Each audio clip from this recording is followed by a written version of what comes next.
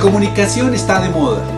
Todos nos nombran, todos nos dicen, todos quieren estar en la comunicación.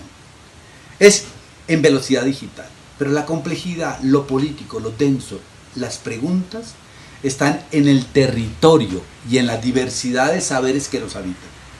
En América Latina hemos construido una teoría de la comunicación con conceptos propios inscritos en lo popular, en el territorio y en las políticas latinoamericanas. Este tiempo que estamos viviendo nos lleva a nuevas escuchas, a pensar el mundo de nuevo. Y en esas escuchas nuevas tenemos que imaginar otros futuros para la comunicación, que están por fuera de nuestro campo, están por otros universos, como el arte, el diseño, las culturas ancestrales, los feminismos, el medio ambiente. Tenemos que escuchar al mundo. Por eso, CIESPAL, 60 años, con el apoyo de FES Comunicación, hace estos diálogos divergentes de la comunicación, en el que hemos invitado a sabedores, teóricos, practicantes, activistas de la comunicación, para que sin libreto nos cuenten lo que está pensando e imaginando sobre lo que debe ser la comunicación. Una comunicación desde el sur para pensarnos distinto. Y para pensar desde el sur, tenemos un colombiano que trabaja en Estados Unidos, que ha hecho su carrera universitaria en Estados Unidos, que es popstar del mundo mundial. Y es un pensador único porque piensa antisistémicamente en los pluriversos. Y estará en diálogo con Manuel Chaparro, que también le encanta imaginar que hay una comunicación más allá del desarrollo, o del postdesarrollo, o más allá de las distopías. Bienvenidos.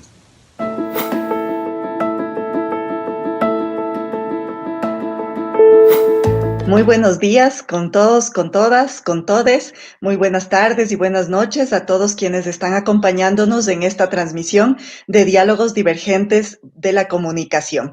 Para CIESPAL, el Centro Internacional de Estudios Superiores de la Comunicación, con el apoyo de FES Comunicación y FES ILDIS, es un gusto tenerles aquí, acompañarnos en estos momentos, porque vamos a empezar esta serie de diálogos, de entrevistas, en donde les agradecemos su compañía, sus preguntas, sus interrogantes y también sus comentarios. Queremos construir desde la comunicación divergente, de una comunicación fresca, esta teoría crítica, este pensamiento crítico de la comunicación.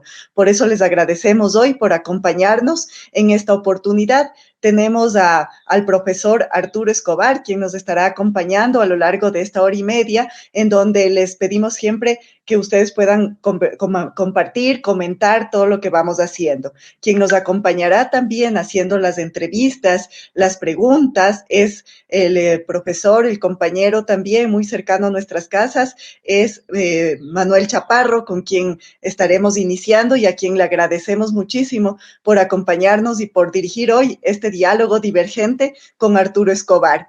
Bienvenido, Manuel, te dejo ahora acá con este espacio y siempre muy agradecidos porque tú estés con nosotros. Adelante. Muchas gracias, Gisela. De verdad es un auténtico placer estar participando aquí y es un auténtico placer que poder hablar con Arturo Escobar, que es todo un referente en el ámbito de donde nos queremos mover hoy, ¿no? Como decía Gisela, en estos debates tratamos de abrir el foco en torno a la comunicación, a la narrativa discursiva, a los relatos en los que poner el acento más allá de lo política, académica o mediáticamente correcto. Divergemos para ver dónde poner el acento desde el inconformismo, desde la disidencia y lo políticamente y académicamente, como decía, no siempre correcto. Es de sentir la necesidad de agitar y de repensar. Y como dice nuestro invitado, desde el sentipensar, una palabra tan gruesa y tan potente. Arturo Escobar es quien nos acompaña, que ingeniero, filósofo, antropólogo, pero fundamentalmente una persona totalmente comprometida. Arturo, muy buenos días, muy buenas tardes para quienes estamos en esta parte del mundo, a la otra orilla en la que confluimos, ¿no? Escribiste un libro revolucionario y atrevido, que fue parte de tu tesis, La invención del tercer mundo, en el que no solo pones el acento en los intereses coloniales, empresariales y políticos para una geoestratégica a través del nuevo concepto de desarrollo, ¿no? que imponía un modelo, que ha impuesto un modelo económico, social y hasta formativo en la escuela y la academia, que está basado en la creencia de que solo el crecimiento económico puede hacernos felices y puede propiciar bienestar. Las consecuencias creo que han sido graves: mayor inequidad, empobrecimiento, injusticia social, destrucción de ecosistemas vitales para el ser humano y el conjunto de seres que habitan este planeta, de los que todos somos dependientes. Me da la impresión, Arturo, de que eres un antisistemas en el centro del país que vendió la agenda del desarrollo al mundo, en un sentido en el que, si no estamos de acuerdo con el sistema, es que somos antisistemas. Mirar por fuera y cuestionar y sentir no debería ser malo, ¿verdad? Bueno, muchísimas gracias, Manuel. Primero, un agradecimiento especial para CIESPAL, para ti, para Manuel, para Gisela, la directora de CEISAL, y para compañeros de CEISAL, Manuel, Francisco, Amin, Francisco, Iván y Daniel. Es un gran placer estar con ustedes hoy en día en esta conversación, este diálogo divergente en la comunicación y por otras comunicaciones. Y bueno, para comenzar con tu pregunta, yo creo que sí, siempre he sido, digamos, si no antisistema, o realmente siempre he sido antisistema, y la invitación que quisiera hacer es que todas y todos, y olvidé agradecer a todas y todos quienes están conectados en este momento, nos consideremos también antisistema. ¿Y por qué lo digo? Porque vivimos en sistemas que nos están matando el planeta, están matando a los seres humanos. Entonces, quisiera comenzar, si me permites, Manuel, con una premisa, digamos, una proposición general que creo que me permitirá sentar como las bases para esta conversación y que en cierta forma ya comenzamos. Y la proposición es la siguiente. Bueno, primero que todo es una proposición doble o de una crisis doble. Primero, que tenemos que aceptar que estamos en un momento de crisis planetaria. Y en un momento mencionaré algunas de las manifestaciones de esas crisis. Y que, por tanto, si estamos en una crisis planetaria, que sobre todo compañeras y compañeros indígenas comenzaron a denominar como una crisis civilizatoria, y ya veremos qué es eso. Desde el 92 vienen hablando de esto por lo menos. Entonces, todos los espacios de conocimiento, las formas de conocimiento, las tecnologías, las prácticas que han sido esenciales para la construcción de los mundos contemporáneos, modernos, capitalistas, también están en crisis. Entre ellas la comunicación, entre ellas el diseño, obviamente la economía y todo esto. El problema es que muy pocas de estas todavía se declaran en crisis. Entonces, mi invitación es a que pensemos que las comunicaciones están en crisis, para que de esta forma también miremos que las comunicaciones pueden estar en transición hacia otros modelos comunicativos y para que estén al servicio de la transición en el sentido global de la palabra, es decir, de las transiciones civilizatorias a otros modelos de vida, de existencia, que urgentemente necesitamos para sobrevivir en el planeta. Muy brevemente, algunas de las manifestaciones de la crisis, me parece que es muy importante mencionar algunas, pero todas y todos los conocemos, porque donde quiera que miremos, si miramos hacia los ríos, hacia las montañas, hacia los océanos, hacia las ciudades, hacia los cuerpos mismos, vemos ejemplos de espacios, de ecosistemas, de entidades, de seres que están siendo vulnerados, que están siendo destruidos.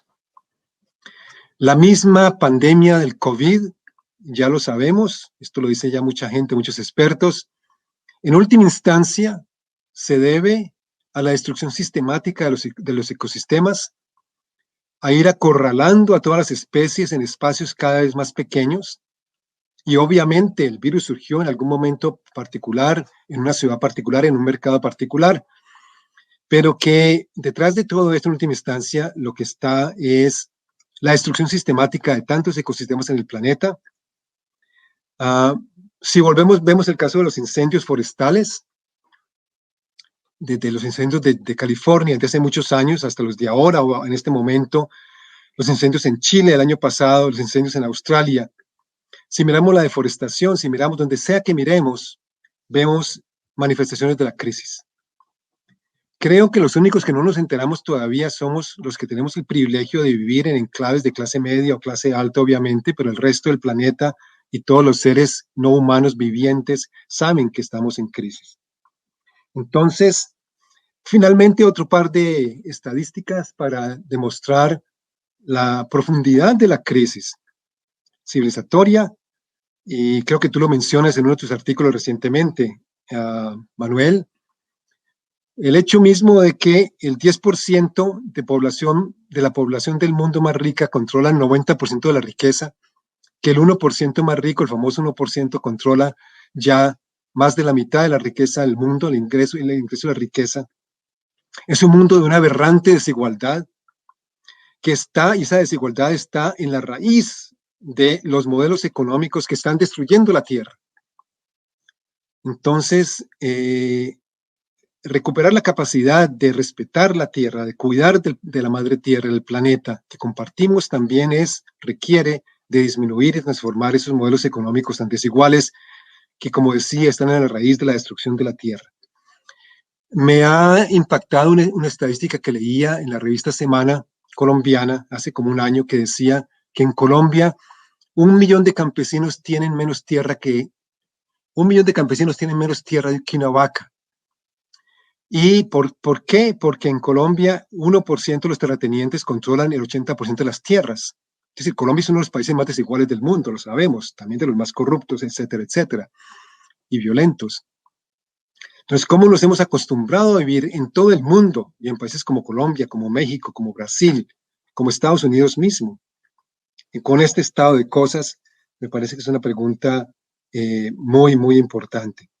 Entonces, para concluir esta pequeña introducción de que lo que está en crisis es un modelo particular de vivir, un modo de vida particular, un modelo de existencia, como lo llamamos, que es capitalista, porque obviamente es capitalista en todo el mundo, que es patriarcal, y estamos asistiendo a un incremento de la barbarie patriarcal con los Trump y los Bolsonaros y los Uribes y los Duques y los presidentes nuevos presidentes de derecha, todos patriarcas violentos dispuestos a matar o a lo que sea para mantener su poder, que es racista.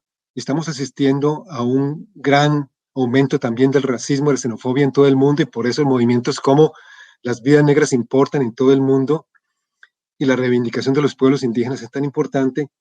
Y son todas esas características de ese sistema que tenemos que enfrentar, y por eso tenemos que ser todos y todas antisistema, o por lo menos buscar otros sistemas posibles, otras formas.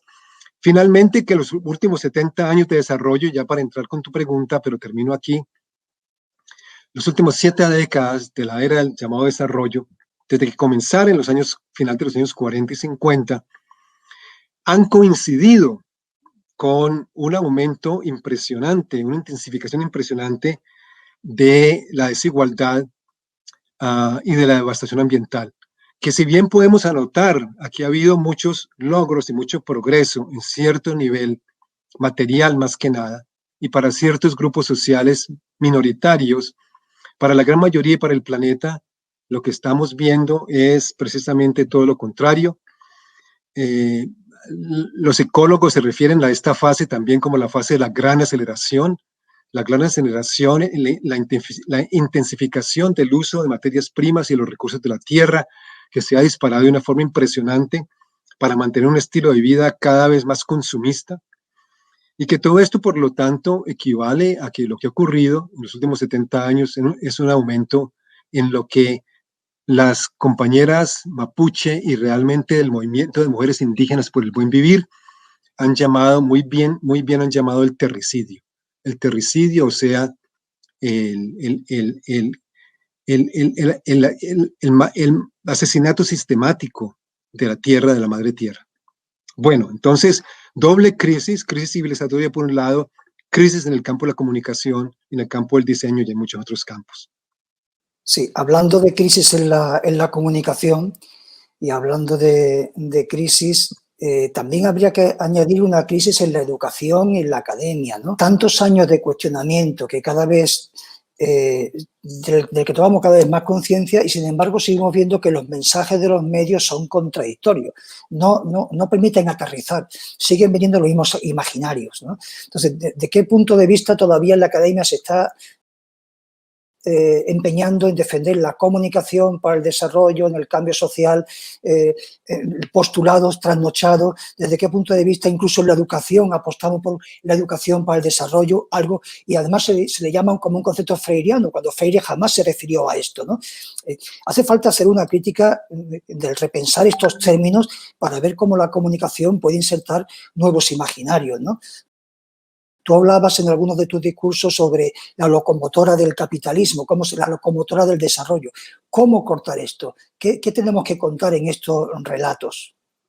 Cuando le agregamos a cualquier cosa para el desarrollo, comunicación para el desarrollo, educación para el desarrollo, participación para el desarrollo, economías para el desarrollo, desarrollo rural para el desarrollo rural, que era obviamente para el desarrollo, salud para el desarrollo. Lo que estamos haciendo es precisamente extender, expandir el espacio de aplicación de una forma de pensar, de un imaginario, como tú lo llamas, particular, que también es un aparato muy potente, que ese es el aparato del desarrollo, que es una serie de conocimientos y de prácticas que se han originado, más que todo en los países ricos, especialmente en los años 40, 50, 60, 70, los países llamados desarrollados, para supuestamente ayudar a desarrollar los llamados países subdesarrollados o del tercer mundo. Como tú bien lo dijiste y como yo también lo mencioné en mi introducción, 7 décadas dentro de este proyecto de desarrollo no han arrojado resultados muy felices. No se han cumplido ni siquiera las metas que el mismo desarrollo se había planteado. Por eso las seguimos reformulando. En el año 2000 se lanzaron los objetivos del milenio, famosos objetivos del milenio 2000 a 2015. En el 2015 las evaluaciones mostraron que básicamente no se habían cumplido casi ninguna de las metas. Entonces se volvieron a lanzar otras metas. Ahora son las metas del desarrollo sustentable, de Sustainable Development Goals, de SDGs, famosos SDGs. Y va a pasar lo mismo. Va a pasar lo mismo. El desarrollo es como un juego.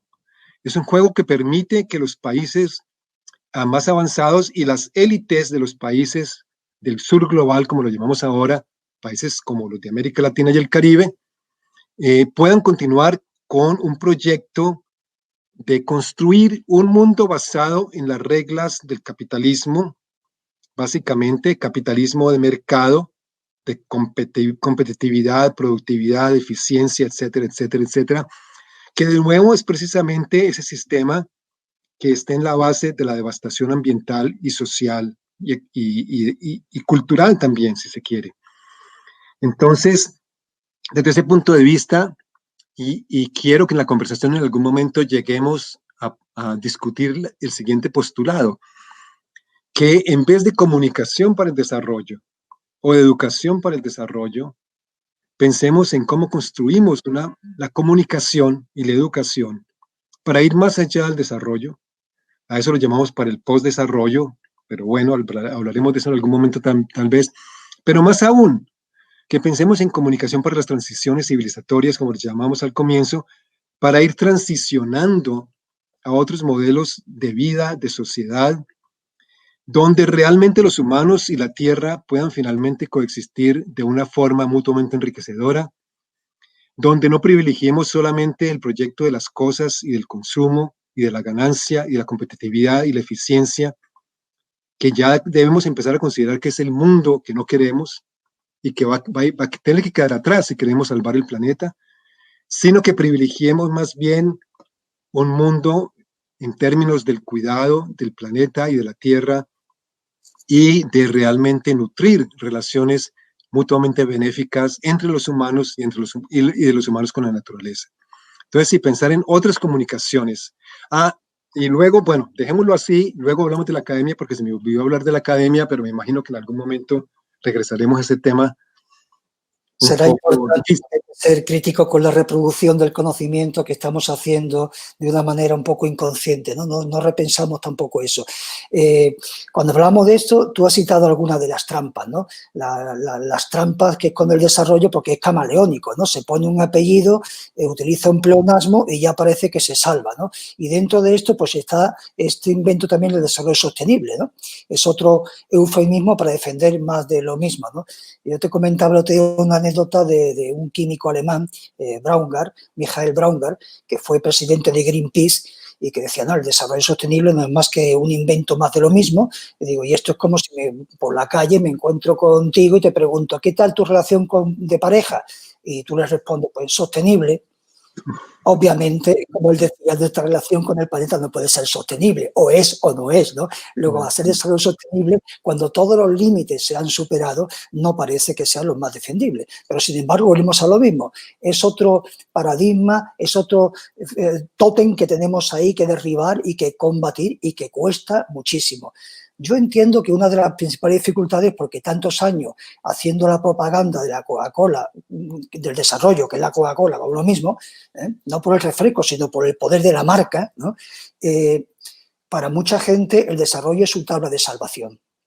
Es decir, y a veces cuando la gente piensa con el estómago, pues es inevitable que le diga, claro, tú que ya tienes esto, ¿cómo me dice que yo no puedo ser como tú? Y caemos en esa trampa. Y eso es un argumento muy demagógico, pero que tenemos que combatir. Es decir, que tenemos que inculcar la idea de que lo que tenemos no es normal y que tenemos que hacerlo de otra manera, ¿no? Cuando hablabas y termino para dejarlo ahí abierto, cuando hablabas del objetivo del desarrollo del milenio, hay unos colegas, tengo aquí un librito muy, muy ilustrativo, de unos colegas de la Universidad de Ecuador, Central de Ecuador y la Universidad de Huelva, que hablan sobre los objetivos del buen vivir a escala global y hablan de la etapa del transdesarrollo. Es decir, o insertamos estas cosas, o no sé cómo lo ves tú, pero ¿cómo quitarle el estómago a este debate? Bueno, ya hay muchísimas cosas allí en tu comentario, en tu pregunta, Manuel. Comencemos con el concepto de desarrollo sostenible o sustentable. Desde el comienzo, desde que se lanzó en el 87, la famosa comisión de Brundtland de las Naciones Unidas, ya desde el comienzo comenzaron las críticas de que el desarrollo sostenible era un concepto insustentable realmente. ¿Por qué? Porque era una contradicción en términos, porque no se pueden armonizar los intereses del desarrollo con los intereses del medio ambiente y de la tierra, por lo menos dentro de los marcos conocidos, los marcos sociales y económicos conocidos, dentro de los modelos dominantes. El concepto de desarrollo sustentable seguía predicando que el crecimiento económico es necesario precisamente para reducir la pobreza y para proteger el ambiente. Sabemos que eso no ha ocurrido, el crecimiento económico se ha disparado y ni reducción de pobreza, bueno, ha habido reducción de pobreza en algunos casos, pero en la mayoría no, ni reducción de desigualdad, ni protección del medio ambiente. ¿Y por qué ha sido esto? De nuevo, a veces digo, bueno, es que la economía, cualquier concepción económica dentro de la economía clásica y neoclásica, no sabe de crecer. Son economías del crecimiento. Y por tanto, hoy en día también es muy importante, las propuestas del decrecimiento son muy importantes por esto, porque nos ayudan a pensar de que la única meta de una sociedad no es seguir teniendo economías que crezcan y que crezcan y que crezcan, si lo están haciendo a expensas de los derechos y de la tierra. Entonces, desde ese punto de vista, me parece que allí hay una ecuación perversa que tenemos que combatir. Tenemos que ser muy inteligentes de invertir, si se quiere. Por un lado, esa ecuación que dice que todos los gobiernos de América Latina han usado y del mundo realmente, incluyendo los progresistas, que dice que para reducir la pobreza tenemos que tener desarrollo. Para tener desarrollo tenemos que tener crecimiento económico y que por tanto, si la naturaleza y la tierra sufren, pues que sufran. Podemos destruir el famoso concepto de áreas de sacrificio. Y una de las locomotoras de la administración de Juan Manuel Santos precisamente fue la locomotora minero-energética. En algún momento recuerdo que el gobierno Santos declaró 17 millones de hectáreas en el área del Amazonas y los llanos orientales, supuestamente como de minería sustentable. Imagínense, lo que está ocurriendo es devastación y completa devastación del Amazonas y la región de los llanos orientales, donde se está metiendo este tipo de minería. Entonces, de que hay que combatir esa ecuación, de que la ecuación que tenemos que buscar debe basarse en la siguiente convicción, de que lo que es bueno para la tierra es bueno para la gente. Y esto, de nuevo, nos lo dicen muy bien muchos pueblos originarios. El mismo concepto de terricidio que mencionaba antes sugiere que precisamente cuando se destruye la tierra, se destruyen las condiciones de vida para que los campesinos, los afrodescendientes, los indígenas, los pueblos indígenas puedan vivir bien, puedan tener un buen vivir y por tanto para que toda la humanidad tengamos un buen vivir también. Entonces, tenemos que empezar a reivindicar la posibilidad de que pueda haber realmente una armonización entre los intereses de la tierra y los intereses de los pueblos y de los colectivos y de la gente y de todo el mundo, hasta, podríamos decir, hasta de los ricos mismos, si se quiere, porque en última instancia también, aunque los súper ricos siempre estarán protegidos a todo nivel, pero para la mayoría de la gente del mundo, incluyendo para las clases medias, la vida se va a poner cada vez más difícil. Esto no va a parar ni a nivel social ni a nivel ecológico. Seguirán llegando pandemias, seguirán llegando revoluciones, seguirán llegando grandes levantamientos, porque ya estamos en estados de cosas que la mayoría de la gente ya simplemente no puede tolerar. Entonces, bueno, eso es lo que se me ocurría, que entonces pensemos finalmente que lo que hay que sostener no es un modelo económico, no es un modelo de vida que es antivida realmente, sino que tenemos que diseñar desde muchas fuentes, desde muchos colectivos, desde muchas formas de pensar, otras formas de existir.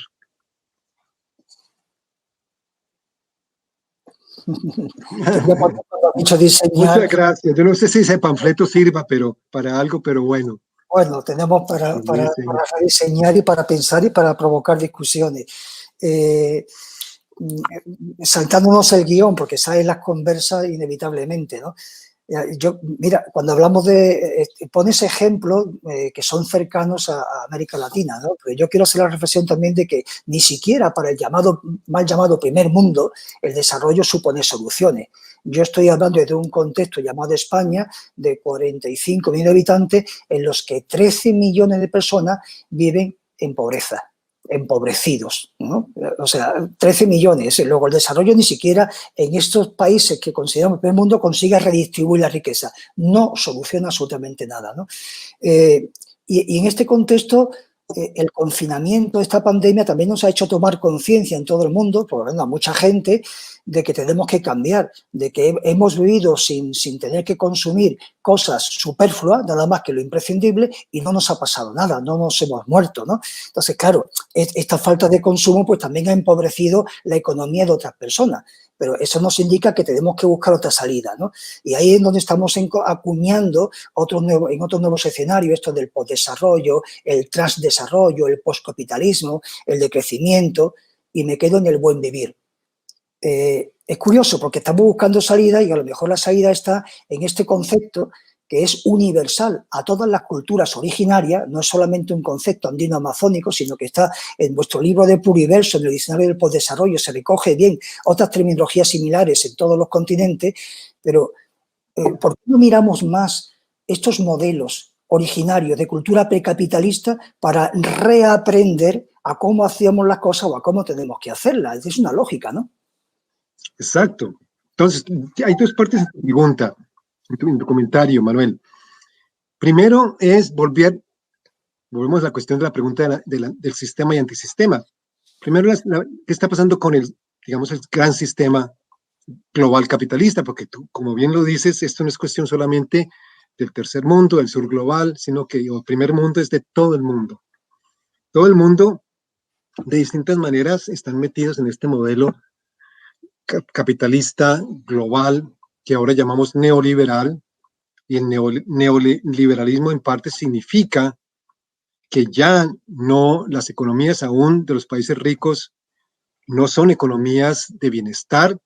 Creo que los únicos que siguen manteniendo un poco Las economías de bienestar son los países escandinavos y algunos países europeos, pero aún en estos países las presiones neoliberales para desmontar el estado de bienestar y para comenzar ese proceso de hiperacumulación de la riqueza en los estratos superiores, tanto que, por ejemplo, para el caso de Colombia y para el caso de todo el mundo se ha tenido que inventar la categoría de los súper ricos. El 0.1% de la población, el 1% del 1%, es impresionante en la cantidad de riqueza que controlan. Entonces, es un modelo que yo lo digo de una forma muy, muy sucinta, un modelo que no es bueno para la vida. No es bueno para la vida, ni para la vida humana, ni para la vida de los no humanos. Entonces, esa es la primera parte. Segundo, la pandemia. La pandemia, como tú lo mencionas, ha sido una ruptura. Una ruptura, y recordaba este lema o eslogan que surgiera en Chile en el 2019, al calor de las protestas, que decía así: no volveremos a la normalidad porque la normalidad era el problema. No volveremos a la normalidad porque la normalidad era el problema. Esa normalidad de ese sistema que los medios propagan y que los medios celebran en buena medida, porque los medios reproducen las mismas categorías y las visiones son medios que reproducen la visión del mundo que detentan los poderosos, porque los medios reportan eso sobre el estado de ese mundo, del estado de la economía, los mercados y el entretenimiento, el emprendedurismo y todas estas cuestiones. Los mundos no reportan en cómo van los mundos del buen vivir, ni cómo están sobreviviendo las personas aún en medio de la pandemia. Pero entonces la pandemia también nos ha recordado que no son los banqueros, ni los economistas, ni los grandes científicos, ni los grandes empresarios los que sostienen y cuidan de la vida, ni mucho menos. Sino que son más bien la gente pobre, la gente del campo, las mujeres en buena medida, que son las grandes cuidadoras del planeta, las que cultivan los alimentos, las que cuidan las semillas, las que cuidan el agua. Entonces, ¿quién es que cuida la vida? Y, por tanto, me lleva a la segunda parte de tu pregunta, que es la parte del buen vivir. Y que sí, en cierta forma tenemos muchas respuestas. El mundo no sufre por falta de propuestas. El mundo no sufre por falta de respuestas. En algún momento podemos hablar por qué casi no las vemos, por qué casi no las consideramos, pero hablemos por lo pronto pues, del buen vivir. El buen vivir, como bien lo dices, aunque en cierta forma ahora se dice mucho que surgió en los Andes, yo creo que en los Andes suramericanos sí ha habido una reinvención, una rearticulación, una forma de hablar nueva, desde los pensamientos críticos de los pueblos indígenas, los conocimientos indígenas, afrodescendientes, campesinos, sobre cómo la vida puede ser muy diferente porque ellos y ellas lo conocen, ellos y ellas conocen que la vida puede ser de una forma diferente, que el buen vivir sugiere que el fin de la vida social y la política pública no puede ser solamente material, la cuestión material, no puede ser solamente producir más y más mercancías, no puede ser solamente el aumento del consumo ad infinitum para siempre, como si lo demás no contara. De que pues, precisamente no podemos seguir subordinando el buen vivir o el vivir el bienestar de la mayoría a la economía, a la tecnología, sino que tenemos que invertirlo, es decir, subordinar la economía, la tecnología y la política pública a las necesidades del buen vivir. Y el buen vivir es una concepción holística, digamos, integral de la vida. En el libro que tú mostraste, Pluriverso, un diccionario para el postdesarrollo, que es de 5 coeditores, yo soy uno de los coeditores, insistimos en que el buen vivir y muchas otras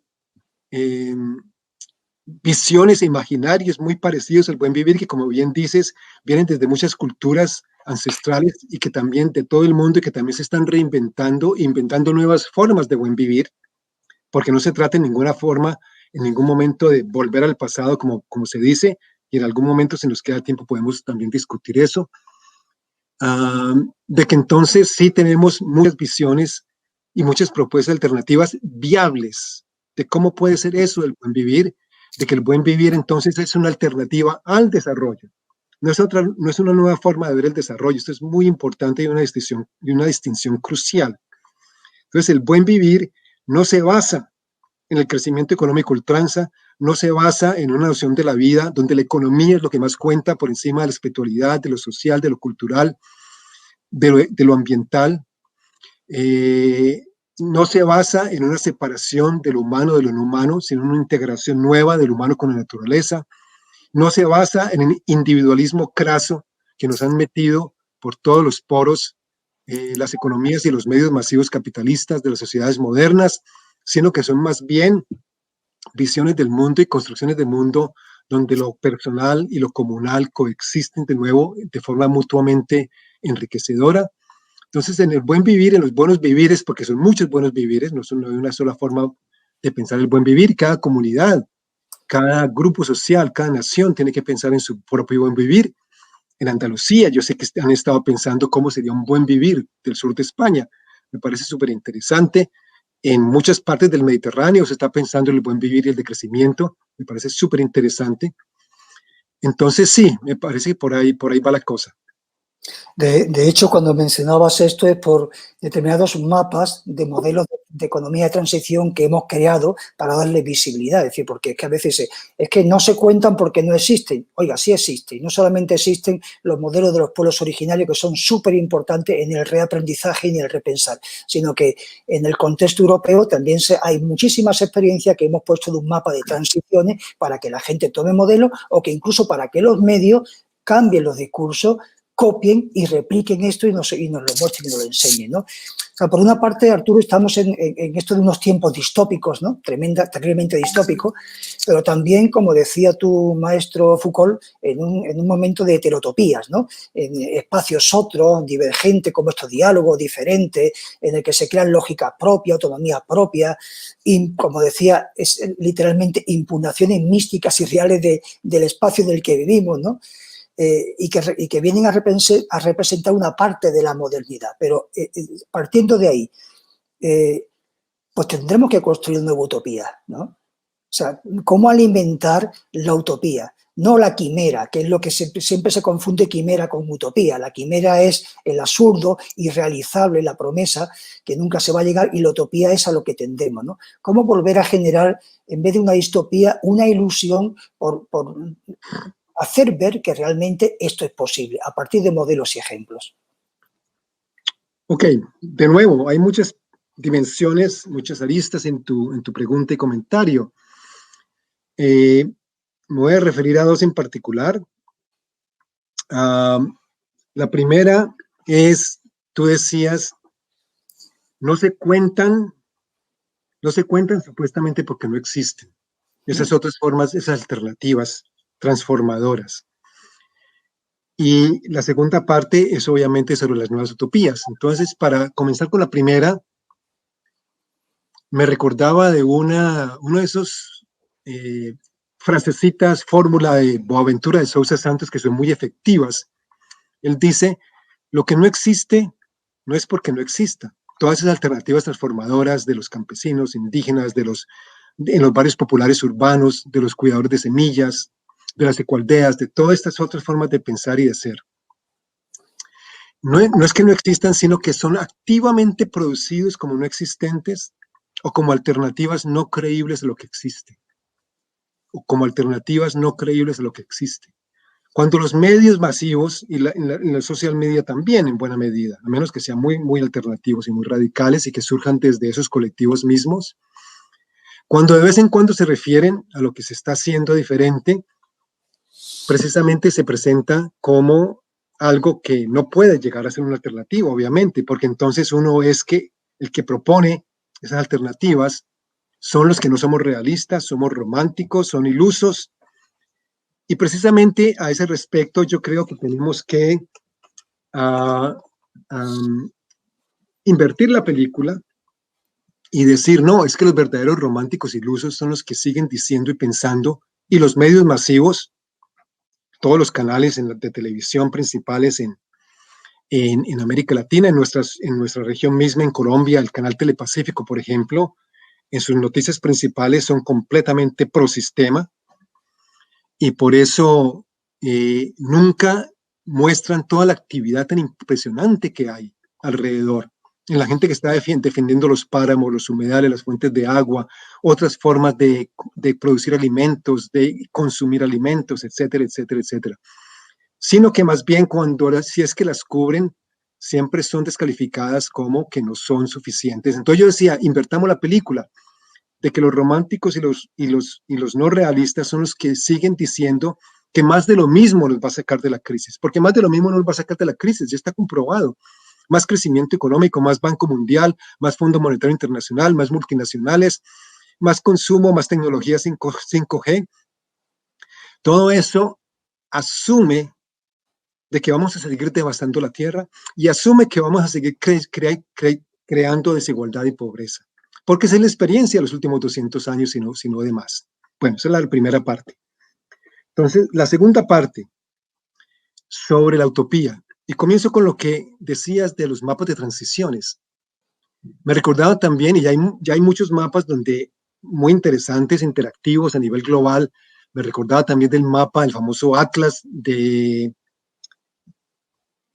justicia ambiental, que el grupo de la Universidad Autónoma de Barcelona de Economía Ecológica, Joan Martínez Valier, comenzó con este proyecto. Han estado haciendo ya como por 10 años, donde hay un mapa muy interactivo, muy interesante de todos los conflictos ambientales importantes que hay en el mundo, y son miles y miles y miles por donde uno mira, hay conflictos ambientales. Pero entonces la misma gente que está resistiendo esos conflictos monta su información en la red, como la gente que participa en las transiciones monta su información en la red, y se van estableciendo densas redes de alternativas, donde van surgiendo todas las ideas impresionantemente viables, no solamente hermosas, contundentes, sino viables, de cómo la alimentación puede ser diferente, la soberanía alimentaria, los sistemas agrícolas pueden ser diferentes, agroecológicos, orgánicos, etcétera, cómo podemos vivir en ciudades más amables que no se construyan en contra de la naturaleza, cómo podemos pensar en la salud, en aprender, en la educación, de otras formas, en cualquier área de la actividad humana. Hay alternativas, hay pensamiento alternativo, hay formas creíbles, viables y construibles de ser de otra forma. Entonces, y esos espacios contestatarios, especialmente esas heterotopías, como les llamaba bien, tú mencionas a Michel Foucault, esas heterotopías que ya se me ocurre hoy en día pensar que, por ejemplo, de muchos espacios de jóvenes en las ciudades urbanas, en los barrios urbanos hasta de clase media de vez en cuando, pero más que todo en barrios populares, surgen estos espacios donde la gente joven ya sabe que no quieren seguir viviendo de acuerdo al guión preestablecido, porque el guión preestablecido para ellos de ser innovadores y emprendedores y toda esta cuestión, y ir a la universidad ya no les ofrece mucho, si es que alguna vez les ofrece algo interesante. Entonces, de que las utopías ya se están construyendo, de que las transiciones ya están ocurriendo y que tenemos que desarrollar la capacidad realmente de verlas. Y en vez de siempre estar obsesionados con esas noticias que nos informan sobre el estado del mundo capitalista, racista, patriarcal, así sea de vez en cuando mostrando las protestas y las resistencias, pero más que todo mostrando sus logros y cómo sigue tan campante. Entonces, que empecemos a desarrollar medios, una praxis comunicativa para esas otras realidades que están surgiendo. Genial, relatos y nueva narrativa. Arturo, tenemos cerca de 200 personas que nos están siguiendo y hay saludos de Santiago Romero desde Quito, de Marisa Gonela, de Carmen Solís, de Carlos Guimaraes, estos últimos de España, de Karina Morella, de Karina Herrera, desde Bolivia, de Alfonso Gumucio, de Camilo Molina, muchos amigos y amigas que están ahí, Alfonso Gumucio, en fin, que a los que agradecemos. Marina Casales, y hay quien dice, gracias por este espacio hermoso, los saludamos de la Universidad Nacional de Misiones, Marta Molina. Buen día por compartir en este nuevo orden mundial de qué comunicación para el desarrollo o postdesarrollo, de qué comunicación para el desarrollo o postdesarrollo podemos hablar. Creo que ya hemos ido respondiendo a la pregunta. O Jacqueline García Peláez que dice, qué bonito para todas. Pues perfecto, qué bonito para todas. Retomo algo que dejamos en medio con lo que tú terminabas, la academia. Cuando vemos estos ejemplos, yo me quiero centrar en dos ejemplos porque son los que conozco, que seguramente a lo mejor también conoces otros muchos. La Universidad de la Tierra en Oaxaca, la Universidad Campesina del Mocase. En fin, universidades que piensan en el territorio, que investigan el territorio para intervenir en el territorio y que trabajan, por tanto, un nivel de economía local, no economicismo, sino economía local para favorecer los procesos, desde la medicina, desde la veterinaria, desde la botánica, desde la biología, desde la música y la cultura del territorio, ¿no? Y tenemos que cambiar también la universidad, ¿no? Darle una autoridad que vaya más allá de tener que estar todo el día discutiendo con los libros de la biblioteca, ¿no? Tendríamos que discutir con la calle, con la gente, ¿no? Bueno, muchísimas gracias a todas las personas que nos están escuchando, los saludos, las preguntas.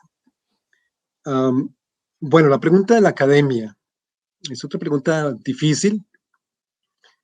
Yo a veces digo una cosa que puede parecer un poco demasiado radical, demasiado brutal. Digo que la academia, tomada como un todo, y enfatizo tomada como un todo porque siempre hay espacios de disenso dentro de cualquier institución, incluyendo la académica, es parte de las fuerzas de ocupación de la vida de los territorios, de la gente, de los pueblos y de los colectivos. ¿Y por qué lo digo? Porque la academia, y cada vez más, porque cada vez más siente la presión neoliberal de formar jóvenes para que tengan éxito en economías globalizadas, de que la academia, lo digo porque es parte de las fuerzas de ocupación, porque es donde se forman los expertos, donde luego van los ingenieros, los economistas, los administradores, bueno, abogados, etcétera, que luego van a seguir perpetuando esa misma visión del mundo, que ya sabemos que es un callejón sin salida.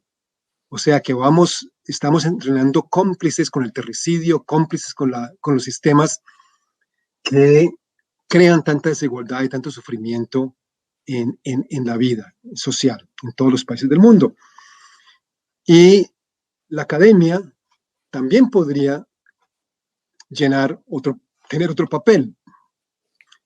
En la tendencia latinoamericana de pensamiento crítico que se llama pensamiento decolonial, se habla de la descolonización epistémica de la academia, y eso tiene varias fases. Una es, digamos, liberar espacios dentro de las universidades, la academia como lo conocemos mismo, para acoger esos otros saberes, esas alternativas transformadoras de las que estábamos hablando hace un rato. Eso está ocurriendo en muchos programas, en universidades de todo el mundo, siempre hay estos espacios interesantes donde activamente se incorporan esas otras alternativas como formas de conocimiento importantes para la vida, para la formación profesional aún. La otra es lo que tú decías, que es crear universidades otras o academias otras, como las universidades de la tierra en Oaxaca, en Chiapas. Hay una universidad de la tierra también ya en Colombia, centrada en Manizales, pero para el territorio grande que ahora se renombra como Cumanday, como un territorio, digamos, de pueblos y de colectivos. Entonces, las universidades de la tierra, universidades indígenas, universidades autónomas, universidades de la resistencia, que no son universidades en el sentido formal, pero que sí entrenan personas en otras formas de conocer. Es como aprender de otra forma, más vinculada al territorio, más vinculada al buen vivir, más enfocada hacia cómo podemos abordar los problemas más serios de hoy en día, el cambio climático, las desigualdades, etcétera, etcétera. Entonces, todo este tipo de desarrollo me parece que son bastante importantes. Hay una cosa más que me gustaría decir, no sé si la dejamos para un poquito después. ¿Cómo estamos de tiempo? Adelante, por favor. Adelante. Bueno. Entonces, volviendo al cuento de las comunicaciones, y la comunicación es como un espacio de pensamiento y de acción, incluyendo los estudios de la comunicación en las universidades. Me parece súper importante que en la comunicación logremos desarrollar lo que podemos llamar una mirada ontológica sobre las comunicaciones. Una mirada ontológica pluriversal. Es decir, que las comunicaciones no se centren tanto o no dejen de ser mayoritariamente una tecnología política y un espacio de pensamiento y de acción para reportar y por tanto reproducir el estado de cosas actual, el pensamiento del sistema, las realizaciones del sistema, etcétera, etcétera. de este modo de existencia. Y digo una mirada ontológica porque tenemos que aprender a ver ese mundo único, supuestamente globalizado en términos de mercados, competitividad, eficiencia, que ya pensamos que es la única forma posible de existir. Entonces, pero resulta que no lo es, que hay muchísimas formas de existir. Hay un pluriverso de formas de vivir. Entonces, ¿cómo transitamos? Y volvemos al inicio, como mirando la comunicación como en crisis, en un mundo en crisis, y por tanto construir una práctica comunicativa en transición al servicio de las transiciones, nos requiere una mirada ontológica donde miremos realmente las comunicaciones para reportar, informar, producir imaginarios hacia otros mundos posibles, un mundo donde quepan muchos mundos, y ya los zapatistas con su gran sabiduría desde hace tiempo nos vienen diciendo no solamente que debemos propender por un mundo donde quepan muchos mundos, en contra de ese mundo único, globalizado, pero también dicen Las y los zapatistas que su proyecto no es para cambiar el mundo, porque ya ellos están convencidos de que este mundo no va a cambiar desde adentro, por lo menos, de que es para ir creando otros mundos. Entonces, las comunicaciones, una praxis ontológica comunicativa, o la comunicación como una praxis ontológica para el buen vivir también, debe enfocarse también en hacer visible, en poner en circulación y contribuir a crear imaginarios para todos esos otros mundos posibles que están surgiendo, y que en última instancia es lo que nos va a permitir, pues, convivir de nuevo, reconstruir las formas de vida, de sociabilidad, en términos de convivencia, convivialidad, cuidado, buen vivir, bienestar para todas y todos y para la madre tierra, etcétera, etcétera, todas esas cosas que sabemos que son importantes y que hoy en día no podemos hacerlas todavía.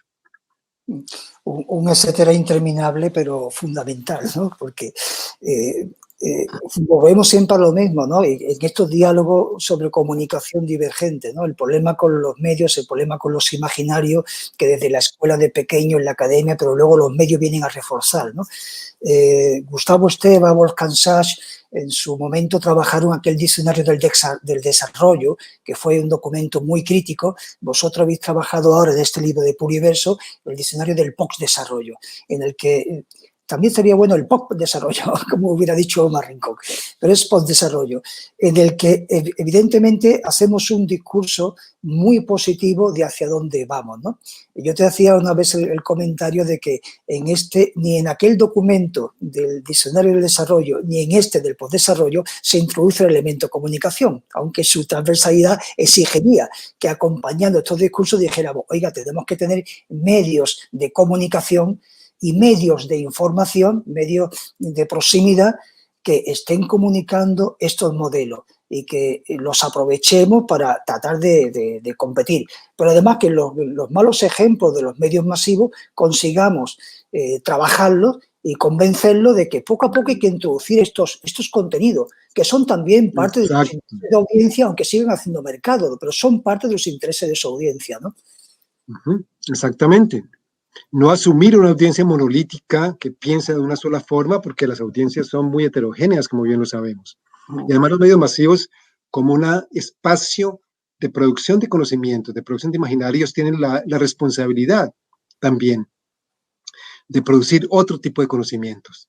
Es un debate que casi no se da, digamos, en los medios masivos. Se da de vez en cuando, en algunos momentos, por ejemplo, en Colombia, alrededor de un evento reciente, que es la decisión de la Corte Constitucional de seguirle un proceso y finalmente encarcelar a Álvaro Uribe por manipulación de testigos.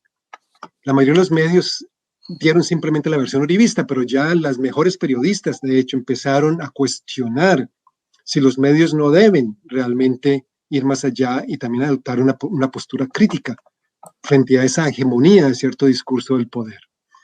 Entonces, menciono, y tienes toda la razón, de que llamaron la atención de que ni el diccionario del desarrollo ni el post-desarrollo aparecen explícitamente las comunicaciones, debieron de haber estado allí definitivamente. Son capítulos que quedarán por escribir todavía. Pero sí menciono, y lo voy a poner en el chat un momentito, Ajá. el Pacto Ecosocial del Sur. Es un pacto, es una propuesta, es un horizonte de sentido que hemos estado proponiendo con una serie de personas de América Latina, pero que recoge sobre todo visiones y propuestas desde abajo, de colectivos, movimientos, y de academia crítica, etcétera, etcétera. Y en ese pacto sí aparecen las comunicaciones como uno de los, creo que son 9 puntos, 9 propuestas que hacemos. Y una de las propuestas es precisamente recuperar el espacio de las comunicaciones, de su control corporativo, para empezar también una labor comunicativa desde otros espacios muy diferentes, de todos los espacios de la vida. Es decir, no hay un solo espacio. Que las comunicaciones realmente adquieren un carácter pluralista, que como tú bien lo dices, tendrán que seguir, obviamente es importante que lo sigan haciendo, reportando a los actores, digamos, del poder, pero también que cada vez más se abran a otro tipo de narrativa y de imaginario. Arturo, nos quedan como 6 minutitos y han ido llegando algunas preguntas. Yo voy a resumir brevemente en lo que nos queda. No sé grosero con pero me van a permitir la audiencia que manda las preguntas que la asume, ¿no? Hay una preocupación en torno al respecto, que el desafío se encuentra no solo en la apertura de medios, sino que a los medios hagan un cambio extremo que aleje la idea de vender el buen vivir como práctica de consumo. Esta es una preocupación también de Mónica Patricia, pero también de Alfonso Gumucio, es decir, que no se utilice el concepto de buen vivir como una estrategia política. Bueno, esto puede llegar a ocurrir, lo que tenemos que saber bien es qué significa cada cosa para no caer en las trampas, ¿no? Y Camilo Molina, que dice cómo limitar los abusos contra los derechos humanos en el nuevo orden, y que expresan en la brutalidad de la fuerza contra las marchas en Colombia, represión contra movimientos, sus expresiones, cómo evitarlo, pues no sé dónde está la solución, ¿no? Y se nos iría ya fuera de pregunta, pero yo creo que son Daniel, dice que frente a los medios masivos hay formas de resignificación alternativas y complejas por parte de las culturas populares, y las culturas populares somos todas de alguna manera. Esto también hemos venido a recogerlo, ¿no? ¿Las culturas qué? Disculpa. Las culturas populares, ¿no? Las populares, sí. Sí, obviamente somos todas, no podemos disociar esto, ¿no? En fin, si quiere, me parecía interesante el discurso de que a veces lo político se apropia de las terminologías, igual que el desarrollo se apropió de un imaginario, a veces hay quien está interesado en apropiarse del buen vivir para crear el capitalismo verde, la ecología, en fin, ¿no? La economía verde, etcétera, ¿no? Definitivamente, todos esos buenos ejemplos de la apropiación por parte, digamos, de los sistemas dominantes de discursos y ideas que a veces surgen desde abajo. A finales de los 70s y los 80s hubo un caso muy claro, que fue el concepto de atención primaria en salud. Quizás lo recuerden, que fue un concepto que salió desde movimientos por la democratización de la salud, por la descentralización de la salud del sistema hospitalario de alta tecnología, para que realmente sirviera a todo el mundo, no solamente a las poblaciones más privilegiadas. Y poco a poco fue siendo apropiado y básicamente terminó siendo desvirtuado. Podemos decir que el desarrollo sustentable también surgió de ciertos cuestionamientos desde el movimiento ambientalista, de que la propuesta, digamos, feminista de cómo el desarrollo también era un espacio, instrumento para la reproducción patriarcal, fue apropiada y subvertida a través de programas para la mujer y desarrollo. Entonces, todo esto siempre ocurre y tenemos que estar muy vigilantes y, como tú bien lo decías, no caer en la trampa. Ha pasado con el buen vivir y sabemos, esto es algo controversial, obviamente, especialmente en los gobiernos progresistas de Evo Morales y Correa, Ecuador y Bolivia, usaron muy bien la retórica del buen vivir para sus propios beneficios, al mismo tiempo que reprimían por debajo las organizaciones ambientalistas, ecologistas y feministas y de los indígenas para perpetuar su modelo único de vida. Y eso de pronto lo podemos vincular con la cuestión, la pregunta por cómo fomentamos órdenes sociales, económicos, políticos, culturales nuevos que no reproduzcan los vicios y las brutalidades de los existentes. Y en ese sentido, yo creo que es muy importante siempre, hay dos cosas que se me ocurren. Una, no pensar que hay una sola forma de hacer las cosas, porque la izquierda que ha llegado al poder, la izquierda progresista que ha llegado al poder, generalmente termina convirtiéndose en una forma en una nueva forma de orden, en un nuevo pensamiento único. Está pasando en México con Andrés Manuel López Obrador, que a medida que en este momento están reprimiendo y tratando de darle vía a la exterminación de los zapatistas, comunidades zapatistas, al famoso Tren Maya para abrir los megaproyectos de desarrollo por Chiapas, que es horrible. Entonces, simplemente a nombre del socialismo, como otro modelo único, desafortunadamente a veces llegamos a ese tipo de excesos también. Entonces, tendrá que haber, es decir, las barbaries van a seguir ocurriendo, pero por lo menos que cada vez estemos más conscientes del vínculo que existe entre esas barbaries y las formas de existir patriarcal, racista y capitalista que desde hace varios miles de años en el caso del patriarcado existen, y que entonces tenemos que realmente comenzar ese largo camino que va a tener muchos altibajos de transiciones a formas de existir y de organizar las sociedades no patriarcales, no racistas, sino capitalistas. Pero eso es lo que se me ocurre. Y última cosa tal vez, y que ese proyecto no lo van a realizar ni los ricos, ni los poderosos, ni los estados. Perdamos la ilusión de que los estados también lo van a hacer. No lo van a hacer.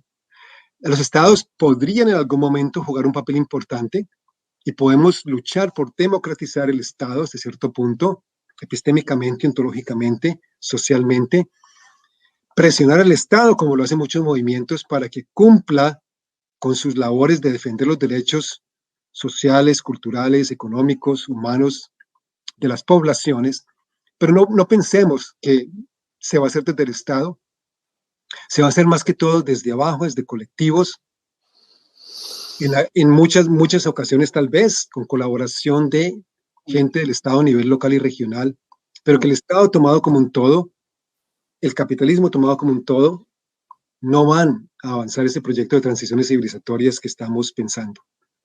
Arturo, mil gracias, y te tengo que confesar que mediáticamente, sin habernos desabrochado ningún motor y enseñar ningún desnudo, hemos ido subiendo la audiencia. Es decir, que la audiencia también sabe consumir cuando hay calidad en los discursos. No hace falta desnudarse ni ser provocador en ese sentido. Gracias por tus provocaciones. Bienvenidas a todas al pluriverso, entendiendo que eso desde abajo se construye en ese interpretar el pluriverso en el que habitamos, y esperamos poder seguir contando contigo en breve. Mil gracias por tu iluminación y por tu repensar desde el mundo con todas nosotras. No, muchísimas gracias a ti, Manuel, por los comentarios y preguntas tan interesantes, y de nuevo a CIESPAL y a todas las personas que nos escuchan. Y esto fue Diálogo sin Libreto con pensadores activistas de la comunicación que piensan desde el sur y de manera divergente. Los esperamos en el próximo capítulo para seguir pensando en divergencia y sin libreto. Y recuerde, Diálogos Divergentes de la Comunicación es un proyecto de CIESPAL, 60 años, con el apoyo de FES Comunicación. Hasta pronto.